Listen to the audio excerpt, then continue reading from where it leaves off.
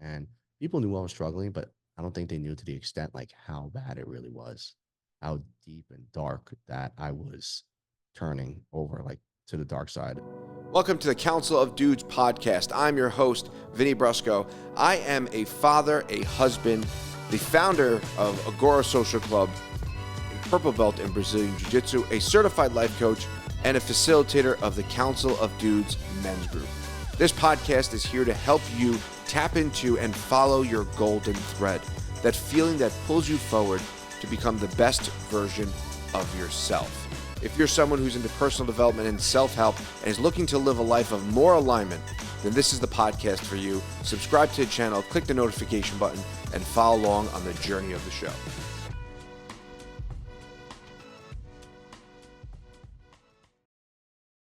How we doing, everybody? Frank Voce, Rep for Responders, and you are checking out the Council of Dudes podcast. Stay tuned. And here we go. I don't really have a formal introduction to these things. Hey, man, cheers. Thanks for coming. I appreciate it. Thank you, man. Around here. I appreciate Cheers, Skull.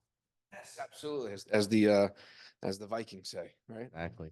I appreciate you coming on. When we first met at the ACE event, we had a quick conversation, but I knew instantly as a son of a retired police officer that the work you're doing, and I have tons of friends that are cops and firefighters, and just knowing the work that you're doing and how important it is, because the reality is that as men in general, we really don't have people to talk to. I feel like that's a big stigma that kind of, boys don't cry, that whole kind of mindset. But in the work that you do as a police officer and firefighters and in service, it's really not spoken about in regards to the mental strain that comes along with that and the experiences that you have and how traumatizing those could be. So how did you get into starting your company? How did you get into all this work?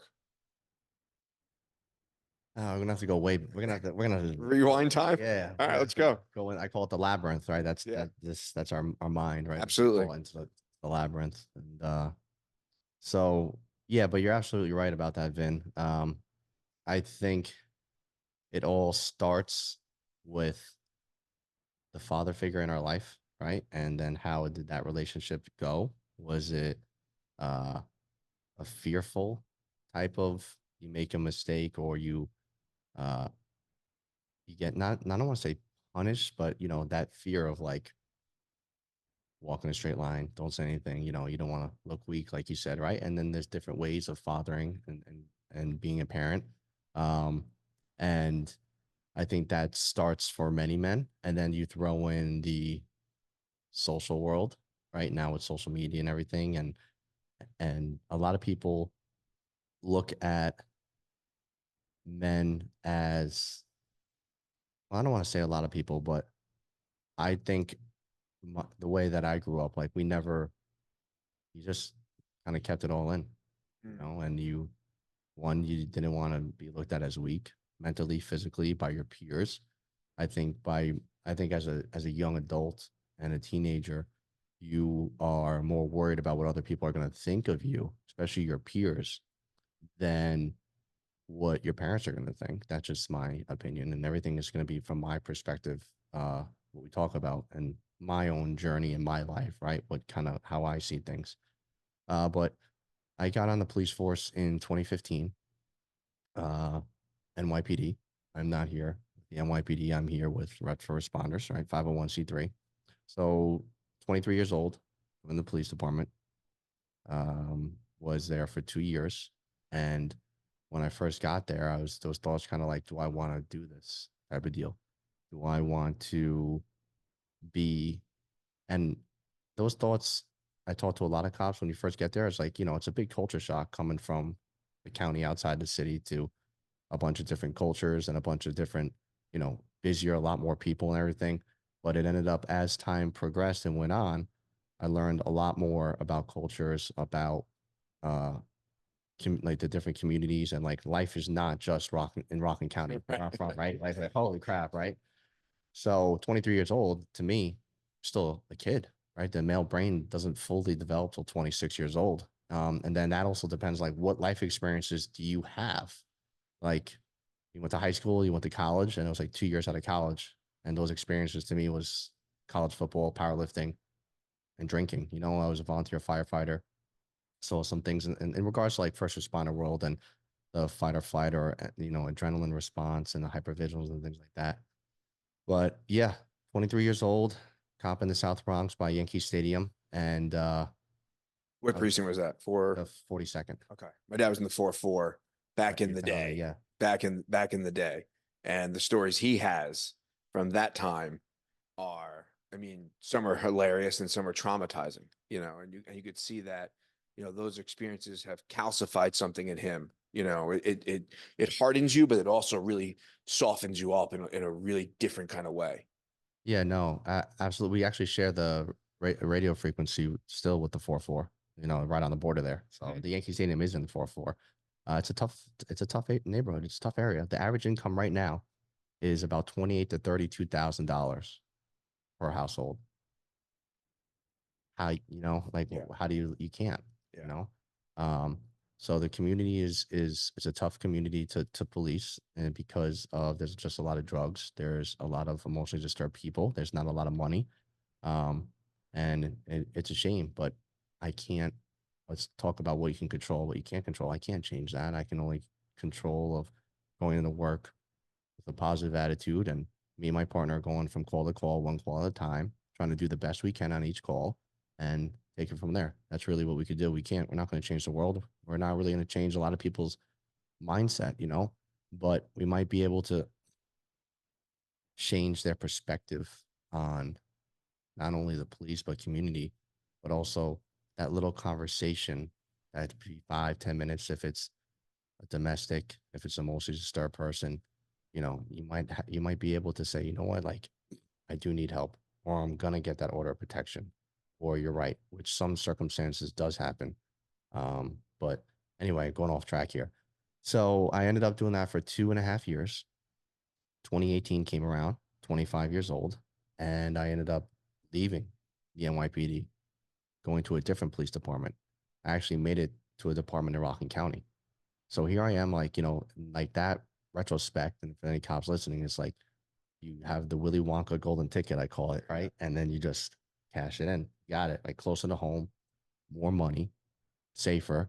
And like at that time, like even guys with time on the job were saying to me, like, job's dead, kid. Like you got to get out. You got to go somewhere else. And I'm like, you know what? Yeah, like this place, you know, they're right. They're right. But like I didn't really have any bad experiences in regards to that. Like I enjoyed what I did. I had a good gig. I was able to at that time, still pretty good at it, but like go to work, and then when I cross that bridge to go back home, like leave it all at work, like not taking home with me. Mm. That's But important. I was very famous for, well, I worked a 4 to 12 shift, and the 4 to 4 shift really, which is you work 4 to 12, and then after that with the guys. Gotcha. And you basically worked 4 extra hours for free. You actually lost money because when you're with a bunch of cops, you talk about cop stuff and you're buying food, you're buying drinks for other people. So you just work that extra 4 hours because your brain's not knowing the difference. Because what are you doing? You're just talking about police work then, and you're not shutting off. You're not giving yourself a break. Mm. You get home, and then you wake up and you do it all over again. So it's like a constant You're on, yeah, you're on, pattern. you're on the treadmill of just, the hamster wheel Yeah, of just thought and action and thought. And although you think you may be compartmentalizing that action and thought, you're really not, because to your point, you're kind of just reliving that same cycle. And although you're not in work per se, you're still in work mode. right. You're still having those conversations, and they're still planning their ways in your mind, right? They're still finding those nooks and crannies of seeping into you, into the labyrinth, as you put it, and they're just kind of dormant and sitting there. Exactly. And it's festering Mm. inside of your mind, but like inside your nervous system, like it's becoming like a part of you, which it shouldn't be. At the end of the day, this is just a job, man. And a lot of people still to this day get caught up in that. And as I get into my story, you'll see how, I was able to thank thank thank my higher power or God or whatever spirituality people follow or what I call it, right? That I was able to kind of get past that. So made it to Rockland 2018. uh, made it, right? Like pumped up. Had a little experience that I was kind of like, is this, did I make the right move? Hmm, Like that double, and this is the start of the hero journey, sure. right? Joseph Campbell. Oh yeah, Absolutely. I knew you would know that one. So that's a big part of my recovery, a big part of the labyrinth and the Minotaur story I'll talk about. Yeah. But it was, Now, is not without sharing too much, but was that a in work situation that happened or something on the job? Because those are kind of different things. oh Like, yeah, was no, it like a, it wasn't like a traumatic event, like a it was call, a personnel a thing 911 call. It wasn't like, within the work organization? uh, it was like an outside job thing Gotcha. like that Okay. happened. Yeah. So, um, but yeah, it had nothing to do with like actual police work type Got of it. deal. Yep. Uh, so then went through the program FDU, and then I just kind of like solo patrol. So you had a partner in the NYPD, and so right, and then I just couldn't get out of my own head. You know, I was like, did I make the right decision? Do I want to do this for another 20 years? Like where I grew up, I feel like I couldn't escape. I feel like, and then those thoughts started getting stronger and stronger and stronger, like the beat of a drum, like really loud, like someone's gonna breach the gates of Rohan, the Lord of the Rings, right? And like the Uruk-hai are coming, and I'm like, oh, I'm looking around and I'm like, but like in the present moment, I'm safe, like I'm chilling, like But I'm your good. body's not. No, not even close, man. So I'm like, what the hell is going on? Like college football, powerlifting, and I say that because it doesn't really matter, like to me, how strong you are. Like if you don't know yourself, if you can't handle your emotions, if you get triggered very easily, like that heavy weightlifting is kind of like in my mind, maybe people aren't won't like, like, but to me, it was like it was able to build resiliency and build hard work. And I loved what I did, especially the football aspect. And that's why I loved NYPD so much because of the camaraderie. But fitness ultimately does build resilience for your mind to push you that one more rep, that one more set, doing something that you might not want to do, right? But if you don't really have yourself down, man, like if you can't look in the mirror and be like, am I lying to myself? Am I communicating with myself? It's gonna that bar is gonna fold quick, man. Those plates are gonna come off. And I couldn't get out of my own head. Like the song "Should I Stay or Should I Go?" And right, Yeah. that Yeah. was my theme song, and it was like a OODA loop. It was kind of like an obsessive compulsive thought, like disorder, like with thoughts. Like I was obsessing over should I stay or should I go, and then that's when the panic attack started. And I don't even like to use that word. It was basically your fight, flight, freeze, or fawn syndrome, right? Or it's ingrained inside of every single human being, Right. and it was going off like crazy. Um, and I started feeling really wild symptoms of the panic, you know, uh, while I was at work, and there was no threat, like there was no physical threat around me. Well, I think the weird, not the weird thing, but we've all experienced in some way, shape, or form that you put this proverbial finish line in your mind that you're going to get to this place or achieve this goal or do Mm. this thing, and that's when you're going to be happy. That's when you're going to be, oh, okay, I arrived in some sense, That's right? it. And when you put the framework of like, I'm back home, I'm a cop, like you're carrying yourself with in the certain regard and integrity, and here I am back in my hometown, like this is the thing, like here we are, I've arrived. And then when you get there, it's kind of like, wait, now what? Like you're almost expecting like confetti to come out of the room and I'm like, congratulations, you did it, awesome, welcome. But it's not that. And it's like it can be very lonely if you don't establish a relationship with yourself. And having the fitness and the football and the lifting is all well and good, but from the outside, it's like, oh, I'm healthy, but are you really healthy? Like, what's the relationship with yourself? Not just in regards to the physical, but in the mental, in the spiritual, in some shape or form, right? And that's where, again, though, that voice starts as a little whisper, right? But then all of a sudden, it gets louder and louder and louder, and now it becomes obsessive. Absolutely. That was it. It's like when I got there, it's like, all right, what's next? Because I was so goal orientated, right? Like obviously, learning now and you see it all the time online. It's like, enjoy the journey, enjoy the process. So then when I made it, I'm like, all right, what's next? And I'm kind of like, wait, I don't know what's next. And it's like all I really cared about at that time in my life was working out, being a cop, going out. That's it. Yeah. Nothing else. Didn't think about a house. You know, I had a girlfriend at the time, dated for a long time. I mean, we were dating for a long time. It's like what I wasn't thinking about house, wasn't thinking about kids, wasn't thinking about, and it was the weightlifting and all that to kind of ultimately protect this shell of that inner voice. Like that's, you know, I made the ego made a persona of like, all right, you can lift a lot of weight at 180 pounds and you're a cop and you do all this and you're a really funny guy and you're very talkative when you go out drinking and like you're the man type of like high school syndrome, right? But that can only get you so far. And What would you have considered yourself as and if you had to give yourself a label as a guy, what label would you have given yourself? I think that's like the dude phase for guys because, you know, I talk about this a lot, but there was a line of demarcation in my life where I realized like my emotional awareness and ability to manage that was when I became a man for me, right?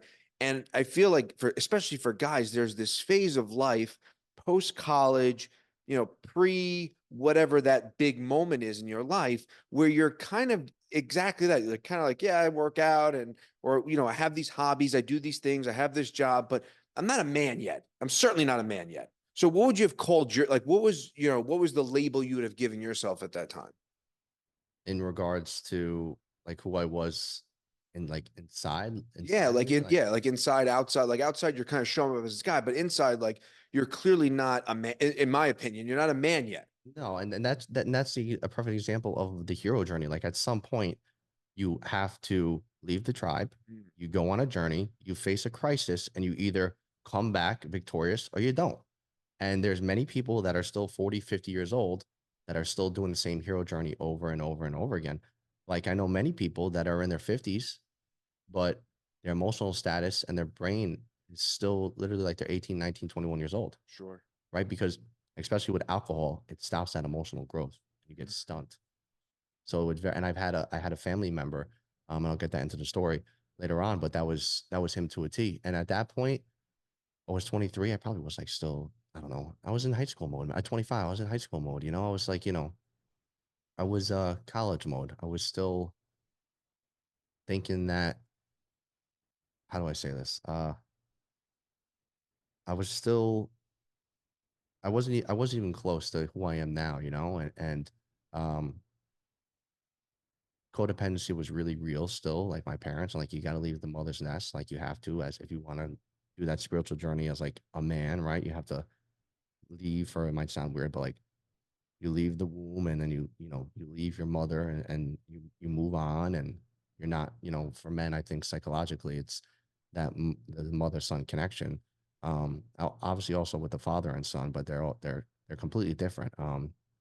So I think I still had a little, you know, issues with dad and things like that, and you know, living at home, you know, mom making dinner, doing my laundry. I'm like 25 years old.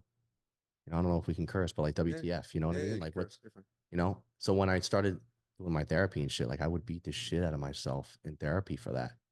Like Frank, like, you know, you're not a man, you know, your mom is still doing all this stuff and, you know, just, you know, dad's doing this for you and I don't know how to do this and little like basic stuff. And, you know, and that really started to bring like a lot out.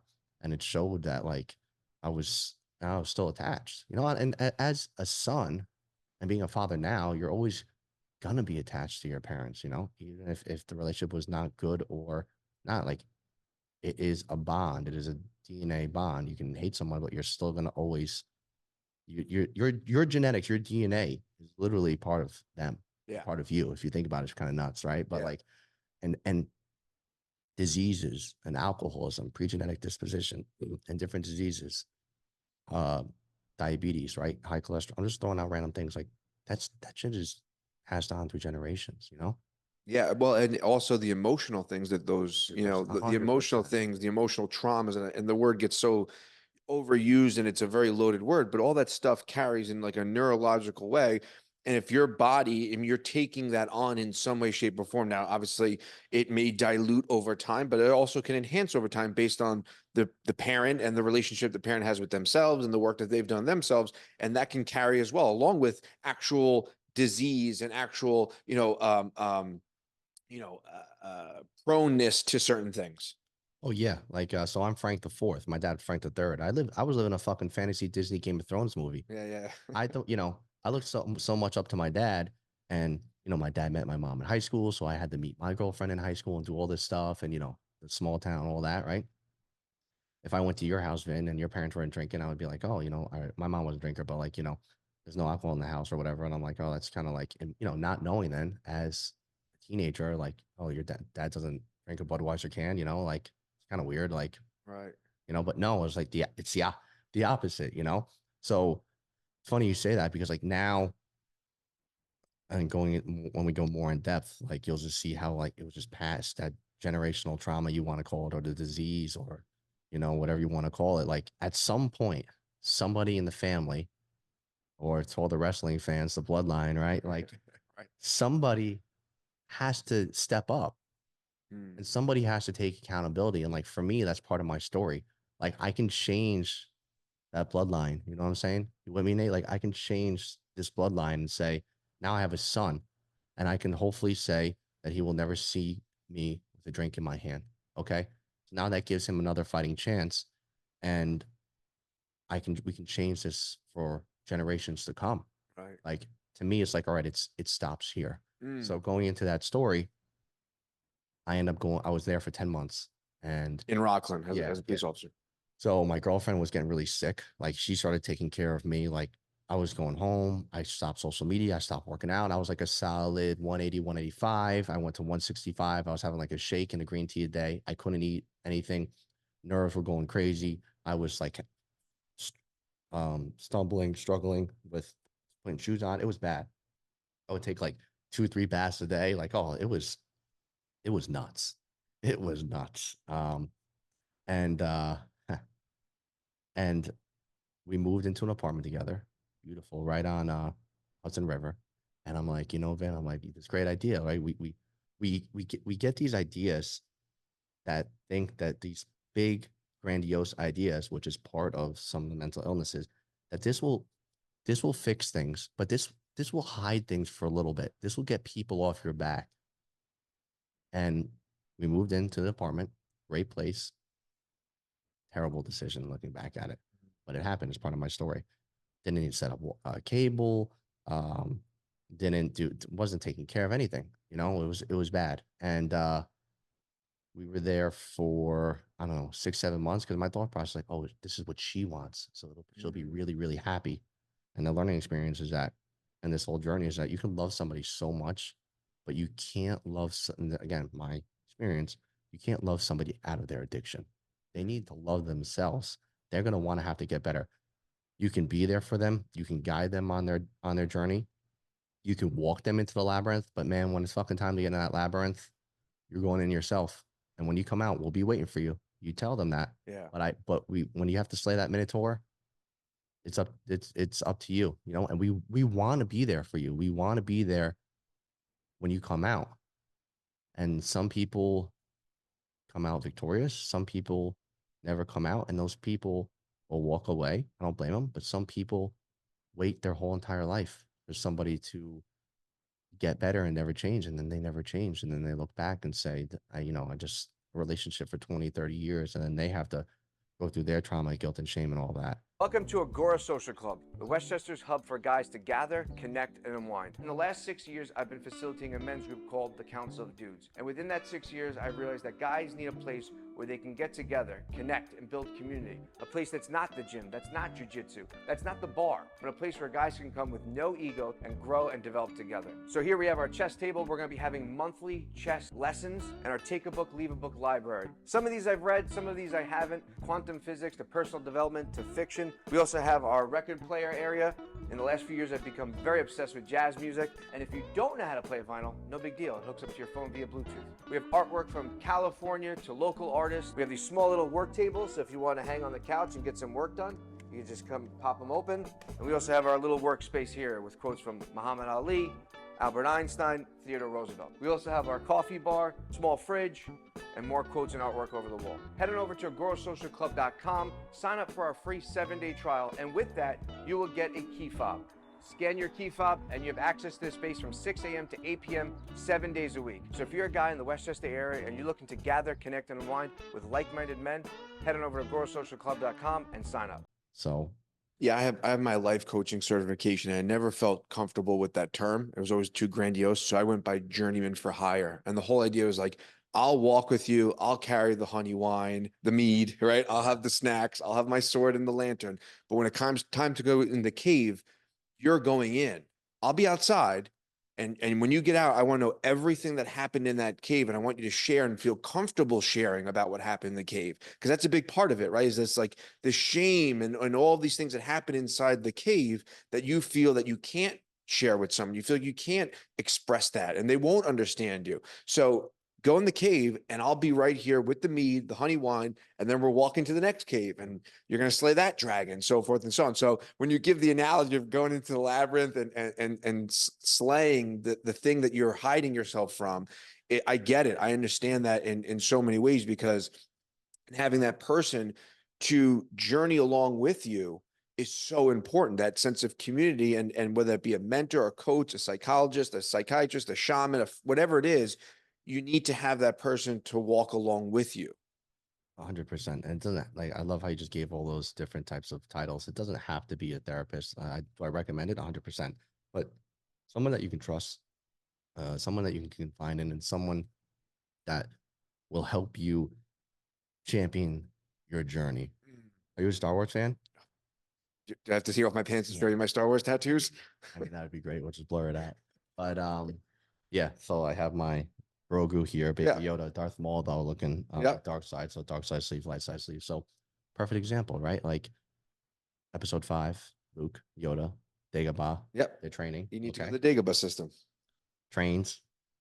They're in the swamp. They get to the cave, right?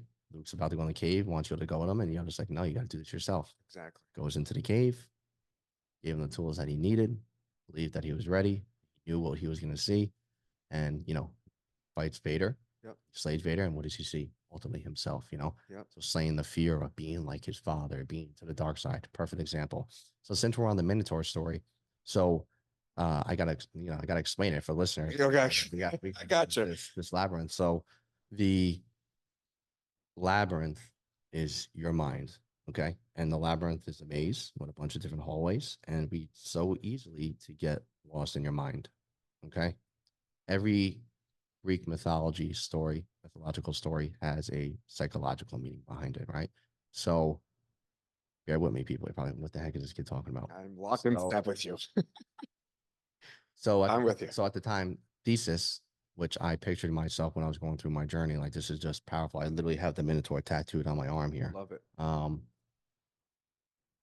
Knew that the Minotaur, half man, half bull, was in Crete in the labyrinth, and he was slaying all of the best warriors. He had a visionary vision that he knew that he could defeat the Minotaur, and he could do this. But his one fear, his one worry, was when he gets in the labyrinth and he slays the Minotaur, how will he get back out? I know exactly where you're going with this, and the fact that you're telling this story right now is so beautifully serendipitous, I must tell you. So continue. So you said I wouldn't be able to pronounce that, but thank you for saying that. Spot on. And thank you. So his girlfriend at the time gives him a ball of yarn, okay, and golden thread, and says, when you enter the labyrinth, drop the yarn, drop the thread, and do what you got to do for the Minotaur, slay him, and you follow the yarn, come back out. So he said, okay, got the yarn. She walked him to the labyrinth. He entered, gave him a hug, kiss, whatever. Came back out, Minotaur's head, followed the yarn, happy ending, okay? So what does this have to do with anything, right? So every day we have a choice to be Thesis, which is visionary, confidence, strength, empowering, loving, mindful. And every day we also have a choice to be the Minotaur, full of rage, doubt, fear, anger, resentment. That choice is always ours. We also have a choice though to ask our loved ones for help. That bowl of yarn back then was probably like half a penny, right? So it's the little things in life that really aren't financially valued that are always like right in front of us, that we miss every day from not being in the present moment, that mean the most. Like just coming in and seeing that sign and you give me the coffee, like that means a lot to me. Like that's, having me on the show. But like that warm welcome is like, that's it. That's the yarn. That's great, and you feel, you get people to feel comfortable and stuff like that. So thank you. But yeah, so that's the story, that's a code. That's like the Mando code, right? Like this is the way, that's my way. So, and the labyrinth and the Minotaur, it's gonna happen multiple times in our life. And it's going to show up in so many different ways, Yep. in so many different forms, in so many different, expressions, right? And at the end of the day, the labyrinth, it may take a different path, but it's the same labyrinth, right? And the Minotaur is the same Minotaur. It may take on a different form or a different shape or a different person or a different trigger, Right. but it's the same thing. And if you can conquer one, ideally and essentially, you can conquer them all. But you just need to have that relationship with the golden thread that will guide you in and will guide you out. And that's a huge part of this space. And my own personal journey was that I facilitated a men's group called the Council of Dudes, and I felt this feeling in the center of my chest. And I was like, what in the fuck is this? And I almost saw this golden yarn going through the space. And I went home and I explained it to my wife. And I was like, I feel like I just had a Thanksgiving dinner. I feel so full. And then Jordan Peterson told that story on Joe Rogan about the golden thread. And then I'm a big Oh, Jungian psychology, and yeah. that leads to the golden Yeah. shadow, which is the ideal version of yourself, which in this case would be like Theseus coming out of the labyrinth. So a big part of that is, how do you tap into that, and then how far are you willing to follow that, right? Like follow the golden thread, the yellow brick road. Dr. Joe Dispenza, he calls it, I think he calls it the golden trail or something like that, right? It's the yellow brick road. It's the breadcrumb trail, right? It's all of that. How do you tap into that, and how do you find where it leads you? And a big part of what you were saying before was, it's this relationship with the unknown that really, you don't know what's inside that labyrinth. You don't know what's going to happen when you come out of it. And that's really the depths of your mind. You don't know the depths of yourself. So when you don't have that relationship with yourself, and you get the job or you get the paycheck or you get the car, the external world validation of achieving something, it's still an unknown of what's going to happen, right? So what's next? You got the job. Oh, what's next? What's next? We're always looking Right. for that next thing. And when your relationship is only with the next thing, eventually it burns out. Oh yeah. No, that's great. I didn't even know Jordan Peterson talked about that. I knew that I got that from the Hero of a Thousand Faces, Joseph Campbell. Yeah, yeah. And George Lucas was a Mhm. big Joseph Campbell fan and all that. Absolutely. Um, but if you can I'll send like, you the clip. I have if it on you my phone. perfect. Okay. If you could tell yourself and like accept that you are also the Minotaur, I think it gets a little easier. So huge. Like you have to say that to yourself. And if you've been there before, because it's gonna happen when you get a new job, a new career change, or a different position, a relationship, kids, school, work, right? Like that's when you should know that it's coming. But it's when all of a sudden you're in the labyrinth and you think everything's okay, and you're like, oh, look, a chest, and you open it, Pandora's box. It's like all the bats and everything come down. All of a sudden you want to get sucked down to the upside down. And you're like, oh, Right, like, right.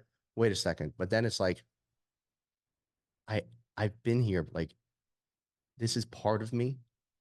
I'm afraid, but I don't have to be afraid, because if a fear, okay, is an intangible, we created it, we destroyed it. Famous bodybuilder George Pitts. Like I remember listening to him when I was like 18 years old.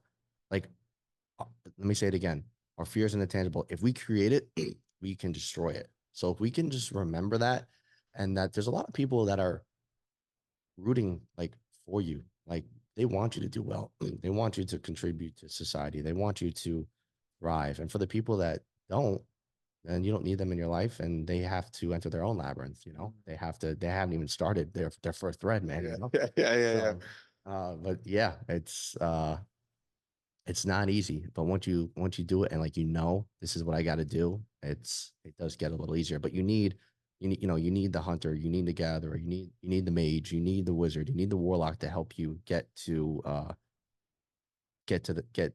the labyrinth. It's not just going to be one person. For me, it was multiple people that helped me champion my story. And sometimes we might not even have the confidence to do it. But I think with love and a little encouragement, and um, I think it's also wanting to. Some people just never want to enter it, like you said. And it's like that's like a great question. Like, how do you get in there? How do you do it? You know? Um, I think a lot of people, it's, and you said it a little bit earlier. It's like you could lead the horse to water, but you can't make it drink, and you could keep on bringing it back and bringing it back and bringing it back. But at the end of the day, it boils down to the person themselves. And are they willing to step into the unknown and really be honest and really, really honest with themselves and uncomfortable, like that's it. radically honest and uncomfortable with who you are, because you can be the Minotaur. You can be Vader, right? You can be. Just as you could be Thesis and you could be Skywalker, like Luke Skywalker, right? You can be both. You are both of those energies, the yin and the yang, the dark and the light. You are both It's of always those. going to be there. They're always going to be there. And it's what's the relationship with that dark side, with that light side, and how do you surf that wave of yin and yang? Yeah, no, it's funny you said that because I was going through a hard time, like, and I was being serious. My friend was like, "Dude, stop sending this." I would send him a meme of Anakin, like when he killed the younglings, like with the cloak, and it's like that's how I was feeling. I was expressing and reading one of this, all the beautiful messages here, like comfort is the worst addiction. When I think when we get to the place where we know, like, damn, I have to change, and I look back in my life and like I did this. Well, the fucking answer is like, yeah, you did do this to yourself. Like every choice we make, very small, I don't believe in destiny. I believe that we create it. I believe that every step we have, like my destiny wasn't to break the bloodline or create red for responders. No, my life experiences and my choices got me to thinking that way. And when we get to there, and we feel all this guilt and shame and we just beat ourselves up, and it's very hard to get out of that mindset. Um it's very easy to stay, right? Because how much easier is it to just pick up a bottle or take a pill than to go for a 10-minute walk or 20-minute walk, to do a workout, to drive to the therapist, to talk to the therapist, to let your emotion out, to be on a podcast, to open up, to be in a room, to raise your hand and say, "Hey, my name is Frank. I'm a grateful alcoholic," and in front of it's fucking hard. It's still hard, you know. I didn't even know, I come in here like, oh man, share my story like so many times. Like here we go again. But every time I share it, like especially tonight, like it's a whole different twist, But then I also remember like every time I leave, I have that power of gratitude. It's like I have to share it because you don't know who else may need to hear this message tonight. But I also can't fucking forget it, and I have to remember. Like the North remembers. Like I have to remember my story. So if I ever come to like, oh, this is booze, I got to remember what it did to me Hmm. and how far I came. So I think obviously we can never go back to the past or the future, but I like, people always say, oh, you got to forget the past. I think it's very important. Sometimes we have to go back in our labyrinths, like when we know we've been there, like you said, visit it again and say, okay, remind myself, like, yeah, I already got through this. Like, you might have to slay, some other beast in there again, Cyclops looking motherfuckers and stuff like that to come back out and say, I'm done, I'm done with you. Like, stop popping up, and if you pop up again, I have the confidence to know that I can defeat you again. But I think that's a forever thing. That's just my Yeah, way I of don't I looking at don't it. think that ever gets I don't think that I think that's everybody's challenge, and everyone interfaces with that, and whether it be alcoholism or whatever the vice is, right? And it could just be your own self-sabotage, but everybody interfaces with that in one way, shape, or form. It's just a part of the evolutionary process. And, whether it be, you were bringing the surfing analogy, but it's like, you're not going to ride every wave, but the waves you ride, you're going to crash. Like, it's going to happen. It's like, how quickly can you recognize that you're entering the labyrinth again, that you're going to pop up on this board, and how quickly can you get back up, right? It's cheesy from the Rocky, but it's true. It's like, how quickly can you recognize, here we are again, right? Because it may take a day, it may take a moment, it may take a few things where all of a sudden that voice is it's going in your ear again. And it could be the voice of like, do I stay or do I go? Yep. Do I stay or do I go? Do I stay or do I go?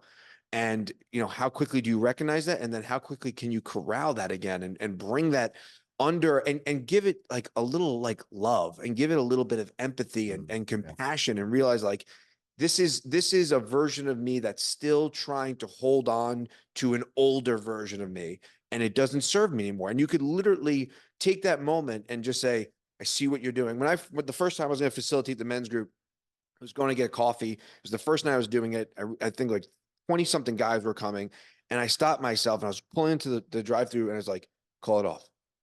Call it off. You don't know what you're doing. This is not for you. Just tell them you got the shits. Call it the fuck off. Exit. Pull the fucking cord. Be done with it. And I literally stopped myself. I said, I see you. I see you. I see what you're doing for me. Thank you.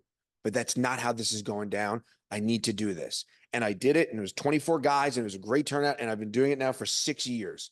And had I listened to that voice, who wasn't trying to sabotage me, maybe it was, but it was just this thing of like, stay comfortable. Don't put yourself out there as a guy that's trying to help other guys. Like, that's corny. Like, don't do that shit, man. Right? Had I listened to it, this doesn't exist. We're not here having this conversation. And who knows, to your point, who knows who listens or checks out this or comes here or does this or, comes to an event and gets something and changes their entire bloodline. It's powerful work, man. Oh yeah, they were trying to sabotage you, man. Yeah, 100%. But you fought it. Yeah. Yeah. And thank you for sharing that. 100% yourself was trying to sabotage yourself. And I was about to say, we want to be talking right now, I want to be able to relax and feel so comfortable and things like that. But yeah, it's pretty powerful and wild stuff. So you're in Rockland. You're there for 2 years now? No, I was in Rockland for 10 months. 10 months. Yeah. 10 months. 10 okay. months. So that was going on. I was talking about the moving into the apartment and all that, right? Right. So the alcoholic brain was like, oh, this will work out. Like, it was a little like, give me more time to, to keep lying and saying, oh, I'm okay, I'm fine. Oh, this is what you want? Yeah, blah, blah, blah. So 10 months went by, saw a therapist, and first I fought it for so long. Like, a lot of people are like, you should talk to somebody. I'm like, what do you mean talk to somebody? Like, no, like, I'm a cop. I can't. Is it true that if you go to a therapist as a cop, they take away No, it's your? not true. Okay, Yeah, someone's told me that. like, and so this is this is the perfect example. I was so paranoid that I was paying cash. It wasn't even like using my insurance because I didn't want anyone to find out. Like, it's no. Someone else did tell me that. A cop. A bunch of guys still do that today. Yeah, it's not true. Most departments now encourage that. If I was a chief or a king for the day, I would make it mandatory that the chief got a letter stating that Officer Vin did see his therapist and session was completed on this day. Check, and nothing that was talked about and everything. Now, of course, if you're suicidal, homicidal, or you committed a crime, that's a different story. Of course. So I was paying cash. Time went on, and then I ended up got recommended to a psychiatrist. I was a nurse practitioner of psychiatry, and I just felt like the movie Departed, when Leo is pretending to be somebody that he's not, like the undercover and everything, and he goes and she's like talking about the medication, and he's just like freaking out, saying, "I'm getting these pills. I'm somebody that I'm not anymore." Like, that's how I felt. I felt that I was me. So, what part of you? What? In what regard? So I think that's a really important feeling to have, is like, because that can go two ways, right? That feeling of I'm not myself anymore can lead you down the shift of like, all right, well, who am I? Right. So then like if all these boxes are checked, then identity. Exactly. Who am I exactly? And who am I trying to become? So which is more important. What you were talking about, Vin, too, were like those thoughts of like, okay, made it, college football, Eagle Scout, and police, powerlifting records, Rockland PD, like those were my goals for so long. Like I made it here. So when I got put on medication, and I say this because maybe there's some people that have taken this medication or they're on it now. I'm not against medication, right? But Sure. I firmly believe that there's a multiple other steps that you have to take, and it's very powerful. Okay. This is literally changing the way that our brain is working. It's literally adding serotonin. It's literally trying to produce more serotonin. Um, and it's actually what it actually does is the neural circuits in our brain like starts to heal them more so they can connect.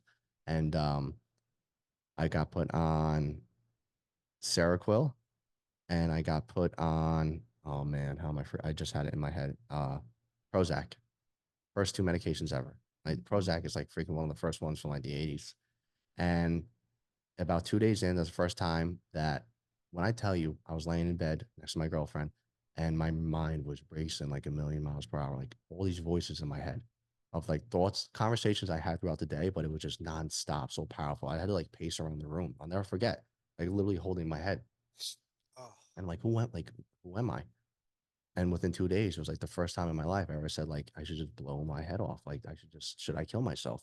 Like, I already made it. I made it to all these. I got nothing else to live for. So I don't want to put people through pain. I don't want people to see me like this. This is not the real me, right? But what is talking? It's the depression talking, right? Suicide is a symptom of depression, right? So at that time, I didn't know this, right? So that happened for a bit. And then I was like, why the fuck would I take these pills? I'd just rather drink. I felt better. So I'd cut it cold turkey. I would drink. Then that cycle, right? Which you do not do. Okay. It takes a few, you can Google it. Each medication has different time of, what's the word I'm looking for? Kind of like, Weaning off process. no, not even, but like when it starts, like a starting point of when the medication is actually going to work.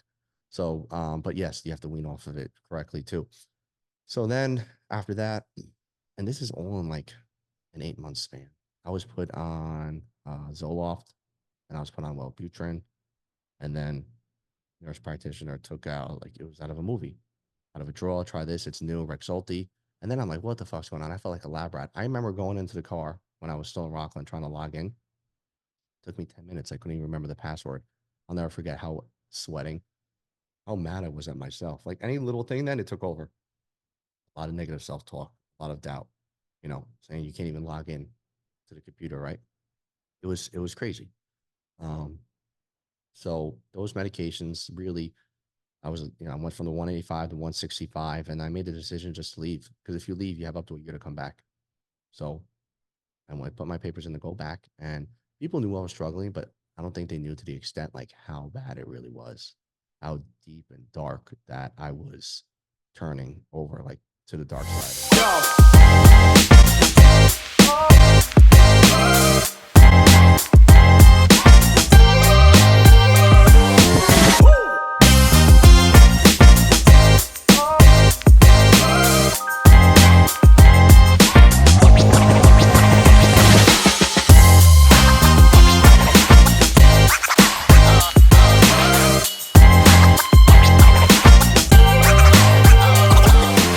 And like my behaviors were just like not given about shit about anything.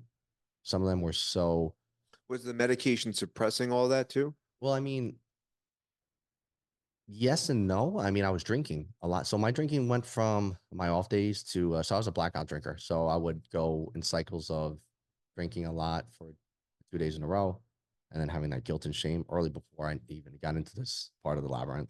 I need to stop. I'll quit for like a month or two. I feel better, go back into it. But like it wouldn't, if I had one, like if this was a drink right now, I would be, well, after this, we'd have a few and like, all right, I'm going home. Thanks, man. I'd find a bar and just do whatever. Like, that was me. Um, and I had to buy everyone drinks and everything like that. And, I just met you, Vin, and, you're my boy. I love you, but what's your number? We'll drink, meet up. Like that's who I was.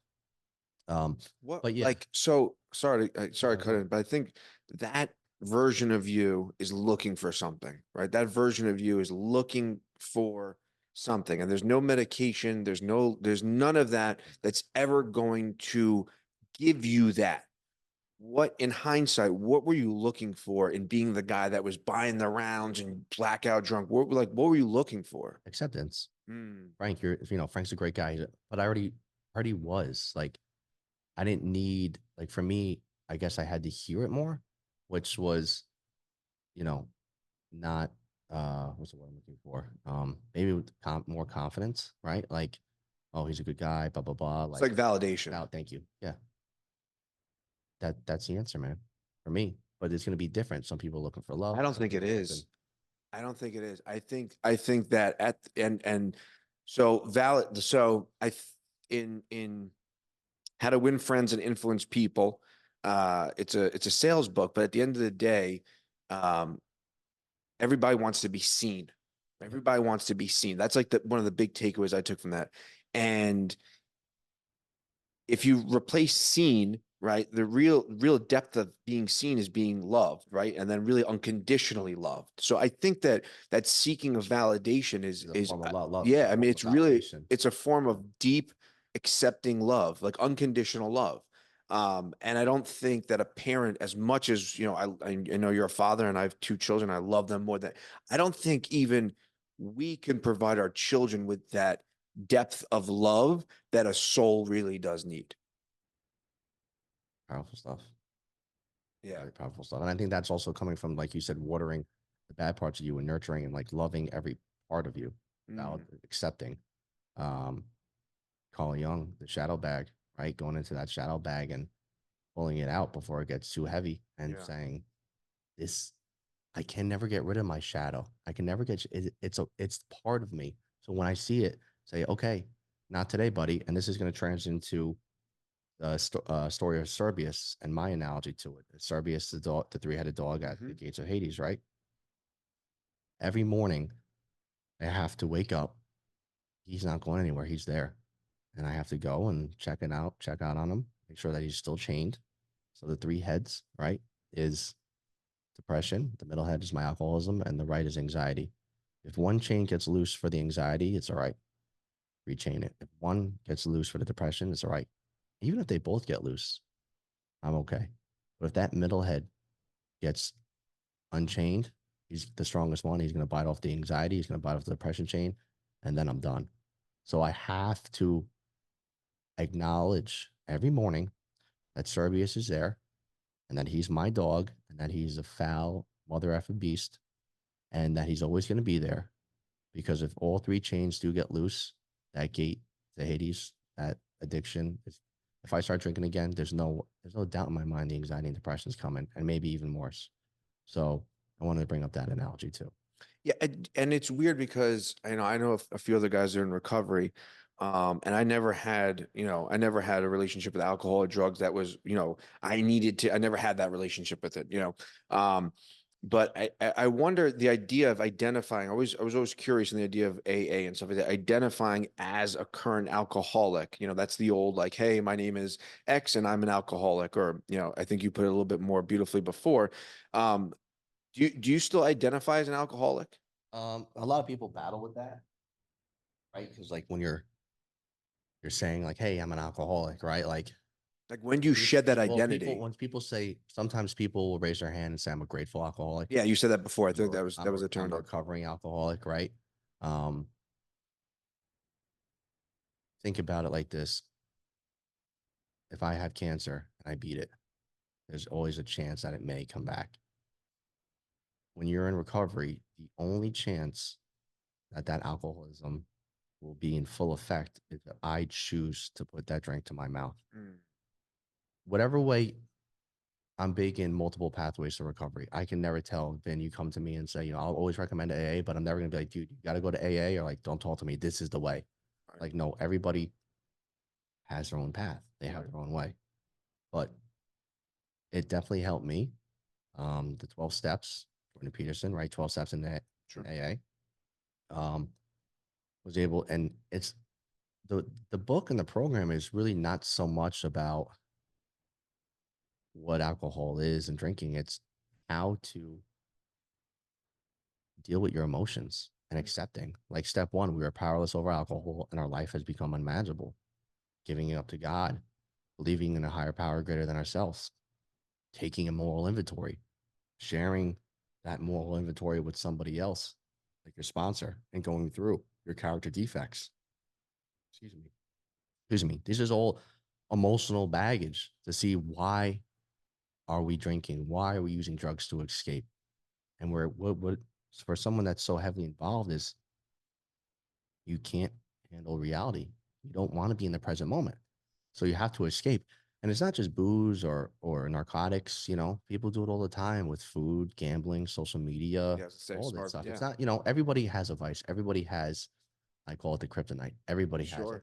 Once you recognize it and you know, if I do this and enter my body, then it's not going to be good. So if I don't do this, then most likely I will be okay, if that makes sense. Yeah, of course. Absolutely. So I know a lot of people say like you're identifying as an alcoholic, but dude, I know, I think I know me for that part of me. Well, Uh, that's knowing the dark side of you, right? That's yeah, being yeah, comfortable and recognizing that that is a part of you. And if you could name it, you could tame it type of thing. So if I can call myself out for my bullshit because I can be an alcoholic, right? In moments, or I had been an alcoholic in moments, then I'm able to interface with myself in a really truthful way. You know what I mean? And I never really had that lens on it. I just always kind of I wondered, you know, for people who were through AA programming and saying I'm an alcoholic, I wonder, I was like, do you ever shed that identity? And maybe you do internally, but I think it's important to always, now that we're talking it out loud, I think it's important to say that out loud and recognize that that is a part of you, right? I am an the message we alcoholic. were talking about before, like going back to the past, and sometimes we got to slay that little beast again. Yeah. You know, Yeah. no, I'll be straight up with you, man. Like, dude, I'm a fucking drunk. Like, we can laugh about it. Like, I Yeah. cannot drink. Do I miss drinking? Do I wish I could drink the summertime? I still have thoughts, and I, you know, talk to my wife, sponsor, and these are normal thoughts for anybody, especially in the drinking world. Like, I would love to just be able to have 2 or 3 drinks at the beach and chill and go from there. Well, I used to Um, smoke and I see certain people smoke, or after a certain meal, I'm like, fuck, I would yeah, love a it's so cigarette right now. yeah, that's ingrained into the nervous Like system. I It's would ingrained love, into like, yeah, like after a our Sunday dinner or yeah, whatever, I'm like, oh, yeah, fucking cigarette, right? Or with a cup of coffee and a cigarette. But it yeah. just, you know, at the end of the day, it's like it doesn't, you know, I really do I even really want it? Like, no, it's just a part of, it's a memory. It's like, you know, it's not a, to me, it's not a physical addiction. It's like, it's more like a social addiction, right? Yeah, It's more like this, like, you know, a cup of coffee and a cigarette to me is just like something about it, right? 100%. Yeah, the Um, physical and the emotional addiction part of us. yeah. When you get both, then it's really hard to quit. Yeah. So you're in Rockland 10 months. I'm at yeah. You're now making the step to seeing a therapist, and you're now kind of going down that rabbit hole and be like, okay, you know. So the psychiatrist did all that. After 10 months, I went back, transferred back to the NYPD, you know, and a lot of people were saying, you know, don't do it, ruin your life, give it more time. So then I started, you know, shaking out more. Yeah. I remember in May of 2018, I went to the George Washington Bridge twice. I was supposed to get sworn in. Not a lot of people know the story. I was supposed to get sworn in that day in May. So I left January 2018. I was already bugging it. I was already shaking like a little rabbit. Uh, February, March. Um, I wanted to go back so bad. I made the wrong choice. I should have just stayed in the city. I listened to everybody else, all that. And I went to George Washington Bridge twice, and I just turned around. I couldn't make a decision. I missed the swearing in. So I'll never forget. The girl was like, "Listen, I know it's a big decision. Come back, call us back in November, and we'll try to go through the process again." I did it in November. You know, it was like I don't know if it was like the first time or what. I made it through. I made it back in.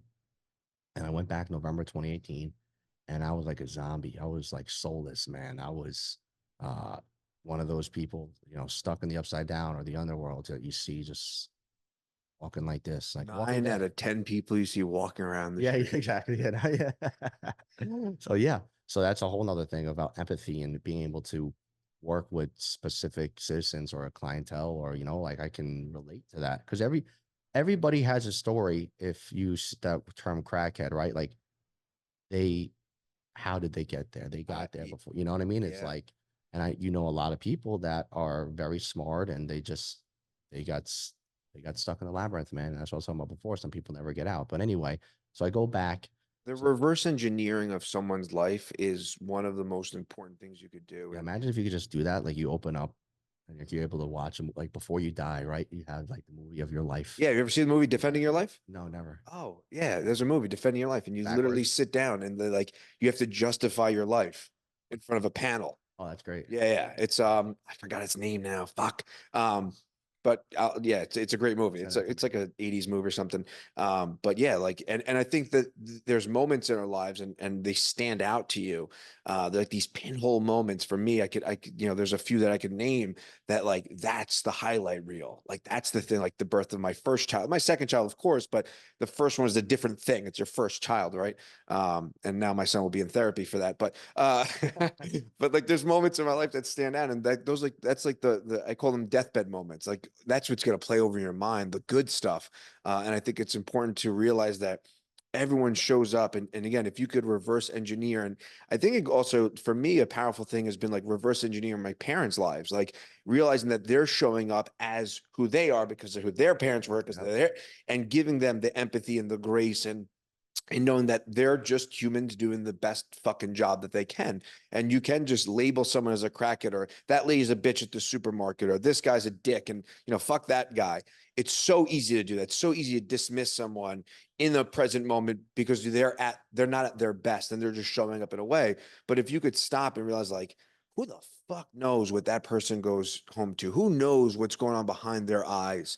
And I think that's a really powerful tool in regards to being more empathetic to people. Oh yeah. People do the best they can with the tools that they have. So my dad had no education on alcohol. And I'm gonna go through that. Let's get there. But yeah, Five People You Meet in Heaven book. Mitch, I don't know if you're I never read it, but I know of it. Yeah. great book. I read that in like middle school or high school. It's he's in heaven and he's meeting these five people and he does it. It goes back to certain parts of his life and how it's just a great book, a great recommendation. But anyway, so go back to the city, Walking Dead, Soulless Frank, and I'm like, holy shit, this is bad. I would be desk duty. I had to like get all my equipment back and everything. So I remember going upstairs and like getting break for lunch or meal, we call it, and just not coming back down. Like, yeah, I'm not coming back down. Like that's insanity, like I don't want to be seen. I'm just gonna lay in this disgusting bunk bed, literally in the South Bronx with a mattress, and just lay there and not think and just be like, how, just back into that negative thought cycle. So time went by, girlfriend left, she was getting sick, can't do it. Uh, that even made, at that time I was like, oh my gosh, like everything around me is crumbling and it's all because of me. And the answer was, for the most part, right? Yes. Then I didn't have the right tools also. But anyway, the choices got me here. So I was really in a bad way. And then my family, like, you need help. Like, you need some serious help. And then I said, all right, I went to New York Presbyterian in Manhattan, walked in and saw the psych. And then I told them my story, which I was just like so sick and tired of like just telling the story, telling that story and over again for months of like, this is why I'm here. They're like, all right, sign this paper. We feel you. We'll help you out. And I'm like, all right, we'll get you help. So I go upstairs, overlooking the city, beautiful. And like, that was a moment of bliss in my life. That's the Like, deathbed moment.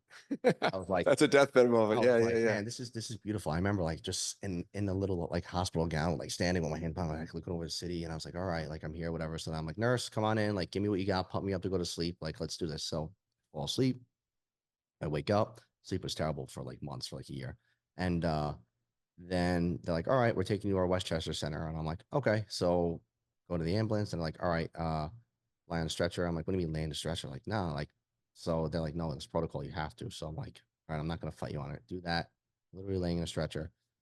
Go to Westchester, get out. Like, all right, take your shoes off, take your shoelaces off. I'm like, oh, hold up, wait a second. I'm like, I know what's going on. Like, I just ended up getting admitted to like Westchester Presbyterian Psych Ward. What's So going on I'm like, inside? I'm like, I'm just thinking to myself, maybe I'll be a lobster fisherman in Maine. And now I'm like, now I'm done. No one will ever trust me. I'll never be a cop again. I'm like, Is that it's is that over. it's It's it like how over. surreal is that moment? Like is it that moment where I mean I talked about my daughter being born, and I remember when I went to the room and I have the gown on and my wife's on the table and a little bit and I was like, oh, someone could walk in right now and be like, and scene. Okay, Vin, okay, and now we're gonna have the baby and we're gonna hand you the baby and okay, and action. Like that's how fucking like if you were to remove the wall, like this is all a set. I would be like, oh, okay, that makes more sense than this current reality. Right. Then you wake up, you're 15 years old, and you're like, I'm like, oh, it's old dream. Okay, cool. Yeah, exactly. Time for school. Like, what Yeah. the fuck? Was it like one of those moments? I think if I was more in tune with my body, my spirituality, yes. But I was kind of just like a punching bag, and I was just kind of like at Walking Dead. yeah, Walking Dead. And then when I got up there, that's when those moments started hitting. I was like, we could do a whole podcast on what if you call them God moments or things that happen. Tell me one. Um, Because I love those moments. Because God, those are the serendipities that they can go two ways, but those are the moments. Again, those deathbed moments that they're gonna play over in your mind, right? And if you can connect those and follow that golden thread, right? Follow that breadcrumb trail. That's the magic. Like that's magical. If you could tap into that and go, okay, okay, okay, and it's a momentum, okay, and then again the wave crashes, and how quickly do you get back up? I wish this could be like a movie or like a Netflix documentary because it was like I could make a book of like my life as a cop in the psych ward. Like, so I get there and I realize like, okay, I'm really sick people like schizophrenia, psychosis. You know, did I need help? Absolutely. Looking back out of it, I can't change anything. It was part of my story, man. It's part of my hero journey. It kept me safe. It kept me from not doing something stupid. It kept me sober for. So I was there for 2 weeks, and I left a few days, and I did like the Joker laugh. I was put on another medication, Effexor. So doctors come in, they're coming down the hall like with their white jackets on. I'm like, this is insane. And then you go into a room for literally maybe 10 minutes. They leave. Then you have 23 hours and 50 minutes to just be in this little labyrinth. I mean, the hallway was like, I don't know, man. It was, you had all these rooms, you had the hangout room, you had people that were just so I don't want to use there were people there that were there because they just needed a break from life or they were going through a hard time. And then there was people there that were more on the sicker side. Mentally ill. Yeah. Yeah. I like, yeah. It's like, it was no holds bars in there. So, uh, I did the Joker laugh. I'm like, I'm not better because as cops, especially we think we can control everything and we want it now. And I walk back in my roommate, Nick, funny guy, Italian guy. He would be like, all right, Frank, let's go. We got to put miles on today. We would just walk up and down the halls. And he knew the whole DSM-5.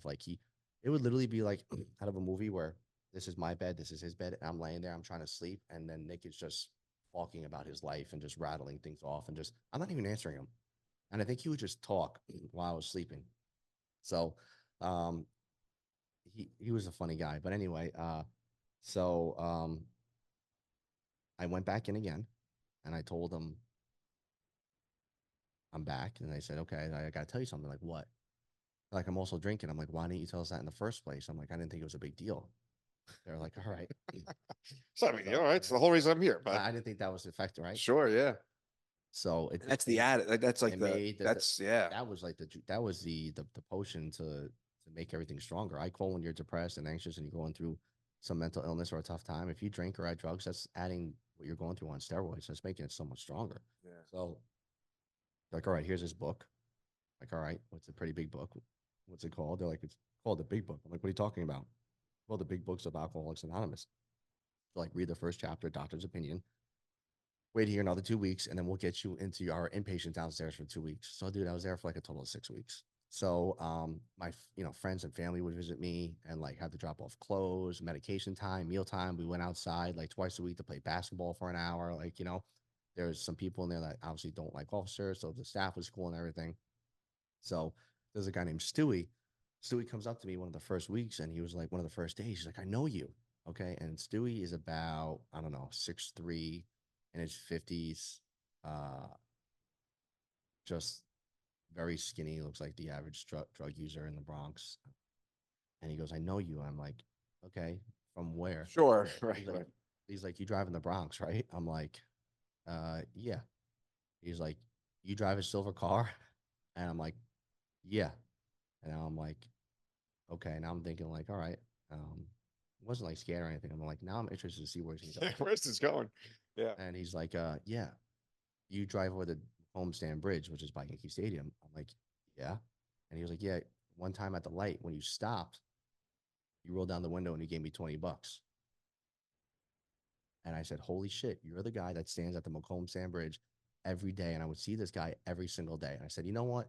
Fuck it, Frank. It was like a hot summer day, dude, in the Bronx. I opened my wallet. I only had a 20. I'm like, here you go, man. Whatever you're gonna do with it, do for it, but just take care of yourself. And I swear to God, man, he drew me and that another guy that's in his 50s, but his emotional state was like of a 15-year-old, even maybe even younger. Like he was just very emotionally unstable. He drew me like a picture, but it wasn't a picture with crayons. It was just like, two Frank from Love Stewie, or like maybe it was like the water and stuff like that. And I hung it up in my parents' bedroom for a while.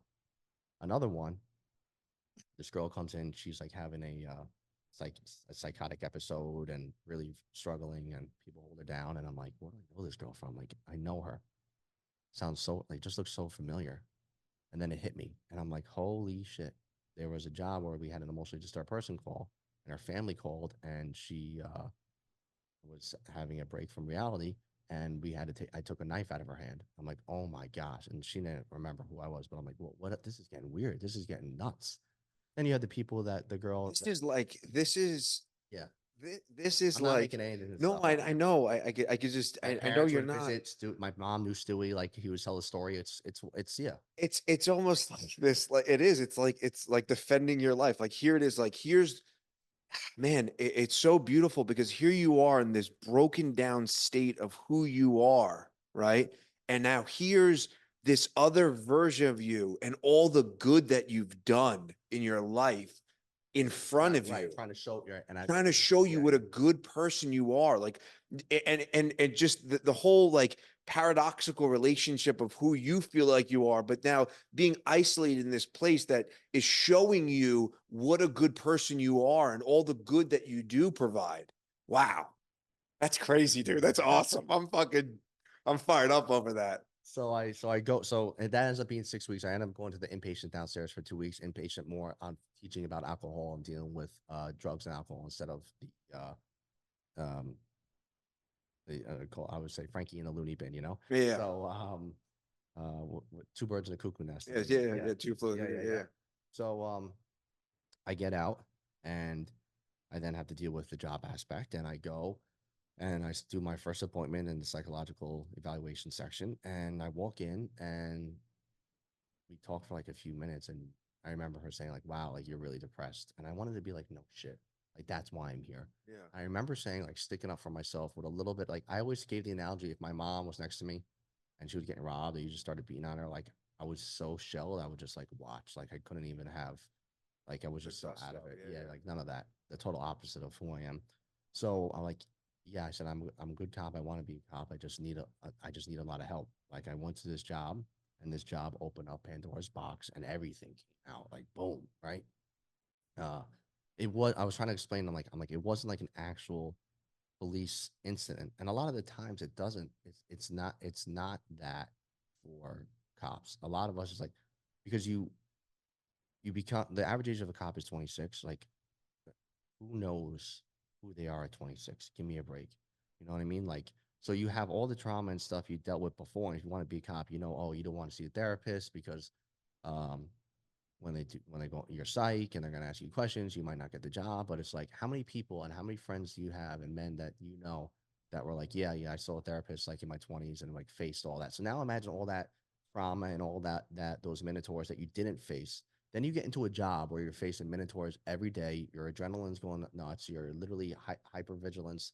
You're going from call to call, or there's a day if you're in a smaller town, like you have like your normal like 5, 6 calls and then not high priorities. And then all of a sudden, like it's at high priority and then like you're spiking, right? Like, so you got to think of it like that. How much of a roller coaster can your body take Right. emotionally? Yeah. So I get back to the city and then we do that. And I told her that that's what I told her. It's like, all right, so the hospital set you up with an outpatient. Why don't you just do that? So I went to some outpatient in New Jersey. I remember the first few days, dude, I couldn't even drive. I was bugging out. My dad drove me, and I'm doing it for a few weeks. But now all I can latch onto this obsessive. I got to get my girlfriend back. I got to get my girlfriend back. Got to get my girlfriend back. So we'd be sitting there doing the group therapy for all day, like some kumbaya bullshit. And I'm like, what? Yeah, I can't even focus. What's going on? I'm outside on the phone talking to my friends. And time went on and my behavior, started drinking again and things like that. And then my mom, I remember she pulled up this laptop and she was like, you need to go here, you need to go here. And she found High Watch Recovery Center in Kent, Connecticut, a rehab. And in the city, we call it the farm. I go, I'm like, there's no way I'm ever going to another in-person place. And I've only shared this story a few times, and I've been opening up more now. And you want to talk about more God moment, higher power moment. So there was a night where I said, okay, mom, I'm going to be, so, girlfriend left. I'm back at home. I said, I'm going to McDonald's. I want to get some food. Where are you going? I'm going to McDonald's.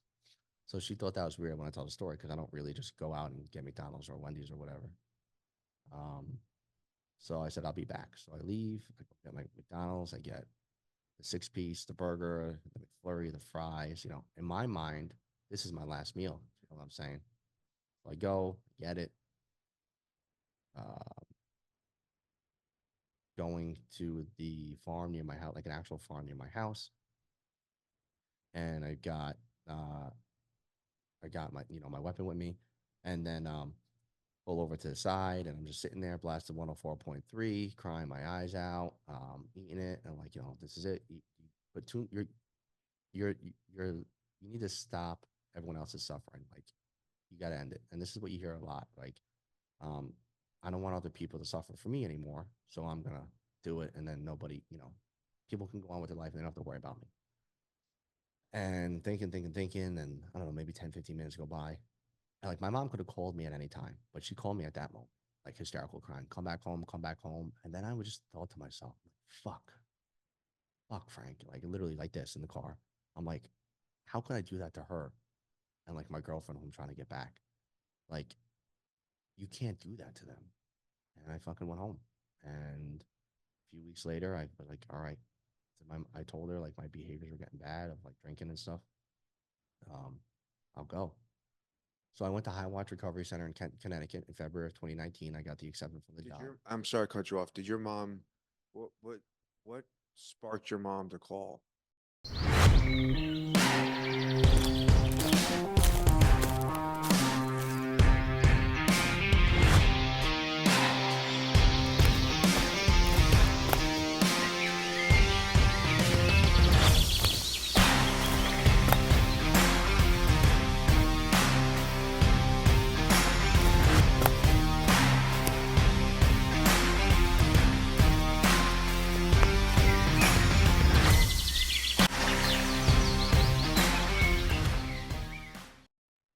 I don't know. Remember when we were talking about before, man? Like the DNA, the genetics, like She just you knew. know, She just fucking she knew. just fucking knew, man.